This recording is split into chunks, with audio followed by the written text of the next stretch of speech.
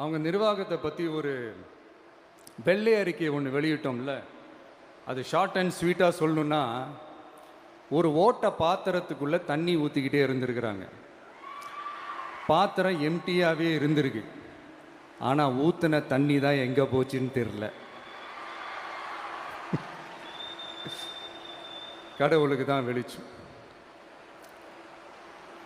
அது மாதிரி இப்போ நம்ம சொன்னதெல்லாம் சும்மா ஒரு சாம்பிள் தான்.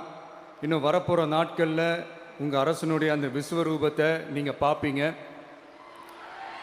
அடுத்து வாயத் தொடங்க சிஎம்.